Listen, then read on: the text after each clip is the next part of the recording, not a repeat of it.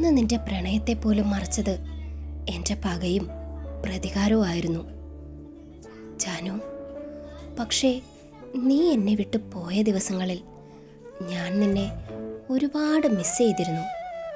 നിന്നിലെ ഓർമ്മകൾ എന്നെ വേദനിപ്പിച്ചിരുന്നു. പാലായിലെത്തിയിരുന്നില്ലെങ്കിൽ ഒരുപക്ഷെ ഞാൻ നിന്നെ തേടി വരുമായിരുന്നു. എനിക്കും നിന്നെ അത്രമേൽ ഇഷ്ടമായിരുന്നു. അത് ഞാൻ മനസ്സിലാക്കിയപ്പോൾ വൈകിപ്പോയി. നീ എന്നോട് ക്ഷമിക്കടി. അവൻ മുറ്റത്ത് നിന്നും ഫോൺ ചെയ്യുന്ന ജാൻവിയെ നോക്കി ഉള്ളിൽ പറഞ്ഞു. അവളുടെ മുഖത്ത് ടെൻഷൻ നിറയുന്നത് കണ്ടതും അവൻ്റെ നെറ്റി ചുളിഞ്ഞു. അവൻ വേഗം വാട്സപ്പ് തുറന്നു. ജെറി, വേഗം ജാനുവിൻ്റെ അടുത്ത് പോ. അവൾക്കെന്താ പ്രോബ്ലം എന്ന് നോക്ക്. അപ്പം തന്നെ ബ്ലൂടിക്ക് വീണതും അവൻ പുറത്തേക്ക് നോക്കി. അവളുടെ അരികിലേക്ക് പോകുന്ന ജെറിയെ കണ്ടതും അവന് സമാധാനം തോന്നി. പക്ഷേ അപ്പോഴേക്കും അവൾ ഫോൺ കട്ട് ചെയ്ത് കഴിഞ്ഞിരുന്നു. ആ ജെറിയോ? എന്താ ജെറി, എന്തെങ്കിലും വേണോ? ഒന്നും വേണ്ടടോ. ദേ ഇതെന്താ? അവൻ അവളുടെ ചുണ്ടിന് കീഴെ ഒന്ന് തട്ടി. യോക്കെ തെണ്ടി.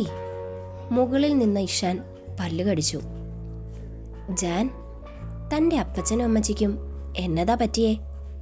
ഫാമിലി ഡീറ്റെയിൽസ് ഒന്നും പറഞ്ഞില്ലല്ലോ. അവളുടെ മുഖം പെട്ടെന്ന് വിളറി. അയ്യോ, പറയാൻ ബുദ്ധിമുട്ടാണെങ്കിൽ വേണ്ടടോ, ഞാൻ ചോദിച്ചു എന്നേ ഉള്ളൂ. അങ്ങനെ ബുദ്ധിമുട്ടുണ്ടായിട്ടല്ല ജെറി, ഓർക്കാൻ ഇഷ്ടമില്ലാത്ത കാര്യമായോണ്ടാ. അങ്ങനെ ഇരിക്കുമ്പോൾ ഒരു ദിവസം ഞാൻ എല്ലാം പറയാൻ കേട്ടോ. ജെറിയെ എനിക്ക് ശരിക്കും ഇഷ്ടമായി. നല്ല മനസ്സാ ജെറിയുടേത്. അയ്യോ, അങ്ങനെ വലിയ വലിയ കോംപ്ലിമെൻ്റ് ഒന്നും താങ്ങാനുള്ള ശേഷിയൊന്നും എനിക്കില്ല കേട്ടോ. കണ്ണിലേക്ക് വീണ മുടി മാടി ഒതുക്കുമ്പോൾ മുകളിൽ നിന്നും ഇഷാൻ അത്ര രസത്തിലല്ലാതെ നോക്കുന്നത് അവൾ കണ്ടു. അവൾ പെട്ടെന്ന് ജെറിയുടെ കയ്യിൽ പിടിച്ചു. ജെറിയെ എനിക്ക് വിശ്വാസമാ. ഒരു ഫ്രണ്ട്, നല്ല ഫ്രണ്ട്, ഒരു സഹോദരനെ പോലെ. അവൻ ചിരിച്ചു. അവളുടെ ടെൻഷൻ അറിഞ്ഞു വരാൻ വിട്ടവൻ എനിക്ക് ടെൻഷൻ തരുവാണല്ലോ. ജെറി, വാ നമുക്കൊന്ന് നടന്നിട്ട് വരാം. ആ അതിനെന്താ? അവൾ അവൻ്റെ കയ്യിൽ പിടിച്ചു തന്നെ മുന്നോട്ട് നടന്നു. ഇഷാന്റെ കണ്ണുകൾ കുറുകി. അവൻ്റെ കാഴ്ചയെ മറച്ചതും അവൾ ജെറിയുടെ കൈവിട്ടു. അത് മനസ്സിലായതുപോലെ അവൻ ചിരിച്ചു. ഇത് രണ്ടും ഒരു നടയ്ക്ക് പോകില്ല. രണ്ടിനും വാശി ബ്ലഡിൽ അലിഞ്ഞു ചേർന്ന ഇനമാ. കട്ടിലിൽ കിടന്ന് കണ്ണീർ വാർത്ത് കിടക്കുന്ന റാഹിൽ. അവരെ ആശ്വസിപ്പിച്ചുകൊണ്ട് അരികെ തന്നെ ജേക്കബ്. എൻ്റെ റാഹേലേ, നീ ഇങ്ങനെ തുടങ്ങിയ ഞാൻ എങ്ങോട്ടേലും പോവും. എനിക്ക് വയ്യ നിന്റെ ഈ കണ്ണീരും കണ്ടിരിക്കാൻ. അയാളുടെ കണ്ണുകളും നിറഞ്ഞു. എന്നാലും ഇച്ചാ, അവൻ എങ്ങനെ തോന്നി നമ്മളെ ഇങ്ങനെ ചതിക്കാൻ? കഴിഞ്ഞത് തന്നെ പറഞ്ഞുകൊണ്ട് എന്താ പ്രയോജനം? നമുക്ക് അടുത്തതെന്താണെന്ന് തീരുമാനിക്കണ്ടേ? അവർ അയാളെ നോക്കി. എന്താ ഇച്ചായ? സണ്ണിച്ചനോട് എന്താ പറയാ? പള്ളിയിൽ അച്ഛനോട് എന്താ പറയാ? ആദ്യമായിട്ട് ഞാൻ എല്ലാവരുടെയും മുന്നിൽ തലകുനിച്ച് നിൽക്കാൻ പോവാ. വേദനയോടെ അവൾ അയാളെ നോക്കിയിരുന്നു. കഴിഞ്ഞ ജന്മത്തിലെ ശത്രുക്കളാണ് അടുത്ത ജന്മത്തിൽ മക്കളായി വരുന്നതെന്ന് കേട്ടിട്ടുണ്ട്. നമ്മുടെ കാര്യത്തിൽ അതിപ്പോൾ സത്യമായതുപോലെ. ചായ, അവർ കരഞ്ഞുകൊണ്ട് അയാളുടെ നെഞ്ചിലേക്ക് വീണു. സാരമില്ല, ജീവിതമല്ലേ റാഹേലെ. എപ്പോഴും സന്തോഷം മാത്രം മതിയെന്ന് വാശി പിടിക്കാൻ സാധിക്കുമോ? വരുന്നത് നേരിടുക, അത്ര തന്നെ. അയാൾ അവരെ സമാധാനിപ്പിച്ചു. പക്ഷേ അയാളുടെ മനസ്സ് കടൽ പോലെ ഇളകി മറിയുകയാണ്. വല്യപ്പച്ചൻ എന്തോ കാര്യമായ ആലോചനയാണ് എന്ന് കണ്ട് ജെറി അയാളുടെ അടുത്തേക്ക് നടന്നു. മൈ ഡിയർ ഗ്രാൻഡ് ഫാദർ, എന്താണൊരു മ്ലാനത? ഇന്നത്തെ വിശേഷങ്ങളാണോ കാരണം? ആ, അങ്ങനെ പറയാം. കൂട്ടിയും കിഴിച്ചു നോക്കിയാ ആ കൊച്ചിനാ മുൻതൂക്കം. അപ്പോൾ നമ്മൾ അതിൻ്റെ കൂടെ നിൽക്കണ്ടേടാ. തീർച്ചയായും വല്യപ്പച്ച, നമുക്കവനെ ഒന്ന് മെരുക്കിയെടുക്കണം. ആ, ആഗ്രഹമില്ലാഞ്ഞിട്ടല്ല, പിന്നെ അവനെ വട്ടുപിടിപ്പിക്കാനുള്ളൊരു ചാൻസും ജാൻ കളയുന്നില്ല. അതിനവൾ കരുവാക്കുന്നത് എന്നെയും. അയ്യോ, ഞാൻ ഇടികൊണ്ട് ചമ്മന്തിയാകും. എന്നാ ആ ചമ്മന്തി കൂട്ടി ഞാൻ കഞ്ഞി കുടിച്ചോളാം. വല്യപ്പച്ച, പിന്നെ നിന്റെ ഒരു പേടി. എടാ, ഇങ്ങോട്ടൊരെണ്ണം കിട്ടിയ 2 എണ്ണം അങ്ങോട്ടും കൊടുക്കണം. അവനെ നീ പേടിച്ച് നിന്നാ എൻ്റെ ഉദ്ദേശമൊന്നും നടക്കില്ല. അപ്പോ എന്നെ വെച്ചാണോ വല്യപ്പച്ചൻ്റെ പരീക്ഷണം? പിന്നെ നീ എന്നാ കരുതിയത്? നിന്നെ കാണാനുള്ള പൂതി വരുത്തിട്ടാ നിന്നെ വിളിച്ചു വരുത്തിയതെന്നോ? വല്യപ്പച്ച, അയാൾ ചിരിച്ചു. മോനെ ജെറി, നീ വിചാരിച്ചാൽ മാത്രമേ ഇവരുടെ കെട്ട് വേഗം നടക്കുള്ളൂ. അവനില്ലേ ആ തെമ്മാടി, അവനെ ഒരു പാഠം പഠിപ്പിക്കണം. ആ കൊച്ചിന് ഉടനെ ഒന്നും അവനെ അംഗീകരിക്കാൻ കഴിയുമെന്ന് തോന്നില്ല. അതിനവളെ കുറ്റം പറയാനും പറ്റില്ല. പരസ്പരം പൊസസീവ് വരുത്തിയേ കാര്യങ്ങൾ വിജയിപ്പിക്കാൻ പറ്റുള്ളൂ. അതിനു വേണ്ടതൊക്കെ നീ ചെയ്യണം. അപ്പോ നല്ല ഇടിമേടിച്ച് തരാനാ പ്ലാൻ അല്ലയോ? അങ്ങനെ വല്യപ്പച്ചൻ ചെയ്യുവോടാ? അയ്യോ പാവം. അവൻ അയാളുടെ താടിയിൽ കൊഞ്ചിച്ചു. അയാൾ ഒന്നിളിച്ചു. ആ, അത് വിട്. അപ്പോഴും 1 സൈഡല്ലേ ആകുന്നുള്ളൂ. അവൻ്റെ സൈഡിൽ ഒരു പെണ്ണ് വേണ്ടേ? എടാ, അത് ഓൾറെഡി ഉണ്ടല്ലോ, ആ സണ്ണിയുടെ. വല്യപ്പച്ച, അത് റിസ്കാ. കളി കാര്യമാകും. ആ കൊച്ചിന് ഇവിടുത്തെ സിറ്റുവേഷൻ അറിയില്ല. അവനെ സ്വപ്നം കണ്ടിരിക്കുന്ന പെണ്ണിനെ വെച്ചാണോ മിഷൻ പ്ലാൻ ചെയ്യുന്നത്? ഏയ്, അതൊന്നും ശരിയാകില്ല. എടാ കൊച്ചനെ, എനിക്ക് നിന്നേക്കാളോണം കൂടുതലുണ്ട് എൻ്റെ എക്സ്പീരിയൻസ് ഉണ്ട്. അത് നീ മറക്കണ്ട. ഞാൻ പറയുന്നത് പോലെ അങ്ങ് അനുസരിച്ചാൽ മതി. ഓ അടിയൻ, നീ വാടാ, ഇപ്പം തന്നെ സാമ്പിൾ പൊട്ടിക്കാം. ഇപ്പോഴോ? അല്ലടാ, അതിനി മുഹൂർത്തം കുറിപ്പിക്കാം. വല്യപ്പച്ചോ, അവൻ്റെ ഇടിക്ക് ഒരു മയവും ഇല്ല. വട്ടനാ, തനി സൈക്കോ. ഒന്നുകൂടെ ആലോചിച്ചിട്ട് പതിയെ പോരെ? 100 വട്ടം ആലോചിക്കാൻ ഇതെന്താ, നിന്നെ കെട്ടിക്കുന്ന കാര്യമാണോ?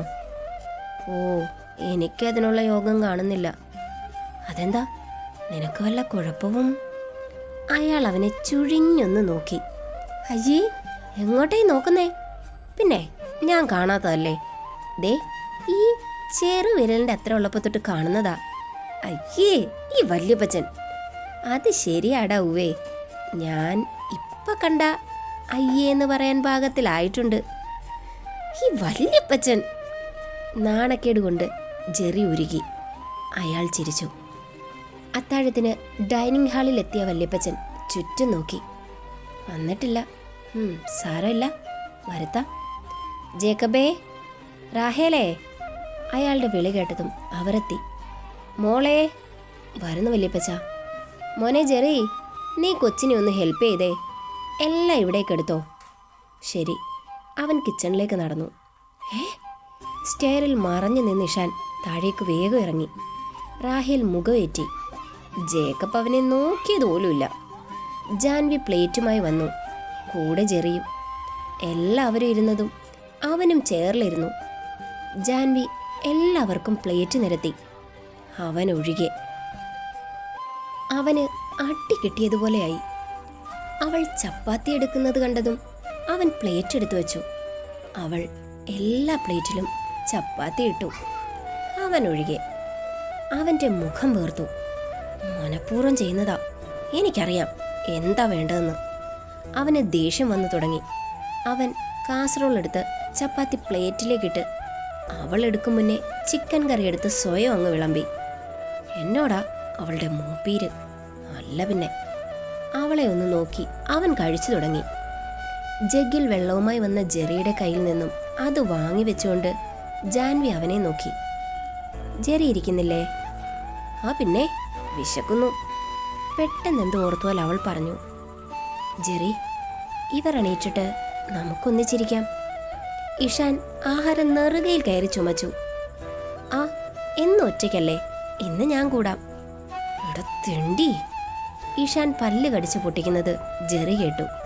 അവൻ മെല്ലെ ജാൻവിയുടെ മറുസൈഡിലേക്ക് അങ്ങ് നീങ്ങി നിന്നു. മോനെ ജെറി, ഒരു ഹെൽത്ത് ഇൻഷുറൻസ് എടുക്കുന്നത് എന്തുകൊണ്ടും നല്ലതാ. അവൻ്റെ മനസ്സ് അവനോട് പറഞ്ഞു.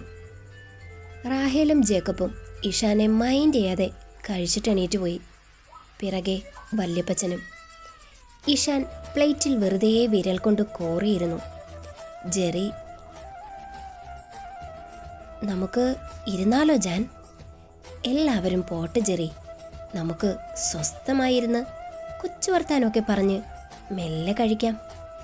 എനിക്ക് ഡീറ്റെയിലായി കുറിച്ച് സംസാരിക്കാനുണ്ട്. രാവിലെ ജെറി എന്നോട് ചോദിച്ച ചോദ്യത്തിനും ഞാൻ മറുപടി ഒന്നും തന്നില്ലല്ലോ. ജെറിക്ക് എൻ്റെ റിപ്ലൈ വേണ്ടേ? എന്തിൻ്റെ റിപ്ലൈ? ഈ UK തിണ്ടി എന്താകും അവളോട് ചോദിച്ചത്? അറിയാതിനി സമാധാനം കിട്ടില്ലല്ലോ. പിന്നെ എനിക്കറിയണ്ടേ, അതിനല്ലേ ചോദിച്ചത്. എന്നാ പിന്നെ ഇവിടെ ഉള്ളവർ പോകുമ്പോൾ ജെറി എന്നെ വിളിച്ചാൽ മതി, ഞാൻ അകത്തോട്ട് പോവാം. അപ്പോൾ എനിക്കെന്തേലും വേണമെങ്കിൽ ഞാൻ ആരോട് ചോദിക്കണം? ഇഷൻ കടുപ്പിച്ച് ചോദിച്ചു. വേണമെങ്കിൽ എടുത്ത് തിന്നാൻ പറ ജെറി, കൈക്ക് കുഴപ്പമൊന്നുമില്ലല്ലോ. ഇവിടെ ഇരുത്തി സൽക്കരിക്കാൻ ആർക്കും സൗകര്യമില്ലെന്ന് പറ. അവൻ ചാടി എണീറ്റ് പോകാൻ തുടങ്ങി. കഴിച്ച പാത്രം എടുത്ത് കഴുകി വെക്കാൻ പറ ജെറി. എനിക്ക് സൗകര്യമില്ലെന്ന് പറയടാ. ഞാൻ ഇന്ന് വരെ കഴിച്ച പാത്രം എടുത്തിട്ടില്ല.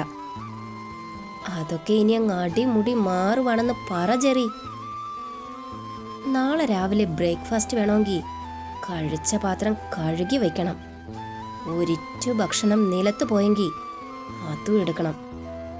ഇല്ലെങ്കിൽ നാളെ മാത്രമല്ല, ഇനി അങ്ങോട്ട് ഭക്ഷണം കിട്ടില്ലെന്ന് പറഞ്ഞേക്ക് ജെറി. അവൻ ഇടയ്ക്ക് നിന്നും രണ്ടെണ്ണത്തെ മാറി മാറി നോക്കുകയാണ്. ഇതിപ്പോ ചെകുത്താനും കടലിനും ഇടയിൽപ്പെട്ട അവസ്ഥയാണല്ലോ. ഇത്രയും വലിയ ഗതികെട്ടവൻ ലോകത്ത് വേറെ ഉണ്ടാവുമോ എൻ്റെ കർത്താവേ? ഇഷാൻ അവളെ ദഹിപ്പിച്ചു നോക്കി. എടാ ഇഷാനെ, ലേശം അഹങ്കാരം ഒന്ന് കുറച്ചോ. അടുക്കള ഭരണമേ അവളാ. അവളുടെ സ്വഭാവം നന്നായി അറിയാലോ. പച്ച വെള്ളം തരില്ല. നിന്റെ അവസ്ഥ വളരെ മോശമാണ്, അത് മറക്കണ്ട. ബുദ്ധി പറഞ്ഞത് അവൻ വെറുതെ ഒന്ന് ശ്രദ്ധിച്ചു. വേണ്ടടാ, നീ അവളുടെ മുന്നിൽ തോറ്റു കൊടുക്കാൻ പാടില്ല. നീയേ നട്ടലുള്ള ആൺകുട്ടിയാ. മനസ്സ് അവനെ ഉപദേശിച്ചു. ആ, എന്നാ പിന്നെ കേറി ചെന്ന് മേടിച്ചോ. ബുദ്ധി മുന്നറിയിപ്പ് കൊടുത്തു. അവൻ തൽക്കാലം മനസ്സിനെ അങ്ങ് അവഗണിച്ചു. അവളെ നോക്കാതെ പ്ലേറ്റ് എടുത്ത് കിച്ചണിലേക്ക് അങ്ങ് നടന്നു. അവളുടെ മുഖത്ത് വിജയിച്ച ഭാവം തെളിഞ്ഞു. സമ്മതിച്ചു ജാൻ നിന്നെ. അവൾ ഇതൊക്കെ എന്ത് എന്ന മട്ടിൽ നോക്കി. വാ ജെറി, ഇരിക്കെ, ഞാൻ വിളമ്പിത്തരാം. വേണ്ട ജാൻ, ഞാൻ എടുത്തോളാം. അത് വേണ്ട, ഞാനുണ്ടല്ലോ ഇപ്പോൾ, ഞാൻ എടുത്തു തരാം. ശരി, എന്നാ നിനക്ക് ഞാനും എടുക്കാം. അവർ പരസ്പരം വിളമ്പി. അവളുടെ ചിരിയും സംസാരവും ഒളിഞ്ഞു നിന്ന് കേട്ട ഇഷാന് വിറഞ്ഞു കയറി. UK തിണ്ടിക്ക് കൈക്കെന്തേലും കുഴപ്പമുണ്ടോ? അവൾക്ക് എനിക്ക് തരാൻ വയ്യ. ഇപ്പോ ആ തെണ്ടിയെ ഇരുത്തി ഊട്ടുന്നു. അവർ പരസ്പരം സംസാരിച്ച് ചിരിയോടെ കഴിക്കാൻ തുടങ്ങി. പെട്ടെന്ന് ജെറി ഒന്ന് ചുമച്ചു. ജാൻവി ചാടി എണീറ്റ് അവൻ്റെ നെറുകയിൽ മെല്ലെ തട്ടി. ചിരിച്ചിട്ടാ നെറുകയിൽ കയറിയത്. ദേ, ഈ വെള്ളം കുടിക്ക്. അവൾ ഗ്ലാസ് അവൻ്റെ ചുണ്ടോടടുപ്പിച്ചു. ഓ, പൊരിക്കുഞ്ഞല്ലേ വെല്ലം പിരിച്ചു കൊക്കാൻ. എനിക്കാണോ ഇതൊക്കെ കണ്ടിട്ട്? അവൻ ഭിത്തിയിൽ ആഞ്ഞു തല്ലി. കൈ പോയത് മിച്ചം. എടാ തെണ്ടി, UK തെണ്ടി, നീ അങ്ങ് റൂമിൽ വന്നേക്ക്. നിന്നെ ഞാൻ ശരിക്കും വെള്ളം കുടിപ്പിക്കുന്നുണ്ട്. മറഞ്ഞു നിൽക്കുന്നവനെ ഒളിക്കണ്ണിട്ട് നോക്കി അവൾ ജെറിയെ നോക്കി ചിരിച്ചു. പാവം, അവനുണ്ടോ ഇത് വല്ലതും മനസ്സിലാകുന്നു. പൊട്ടൻ. അരമണിക്കൂർ എടുത്താണ് അവർ കഴിച്ചത്. ജാൻവി എണീക്കാൻ തുടങ്ങിയതും ഇഷാൻ പതിയെ റൂമിലേക്ക് തിരിഞ്ഞു. ജാൻ, ഒറ്റയ്ക്ക് ചെയ്യണ്ട, ഞാനും ഹെൽപ്പ് ചെയ്യാം. ജെറി, നിന്നെ കെട്ടുന്ന പെണ്ണ് ഭാഗ്യവതിയാ, നീ അടിപൊളിയാ, അവൾ ഉറക്കെ പറഞ്ഞു. അത് കേട്ട ഇഷാന്റെ മുഖം ദേഷ്യം കൊണ്ട് ചുവന്നു തൊടുത്തു. അവൻ ചാടിത്തുള്ളി കയറിപ്പോയി. കിച്ചണിൽ ചെന്ന ജെറി അവളെ നോക്കി. ജാൻ, സത്യത്തിൽ അവൻ പാവാ. ആര്? അവൾ നെറ്റി ചുളിച്ചു. ശ്യാം. അവളുടെ മുഖം വലിഞ്ഞു മുറുകി.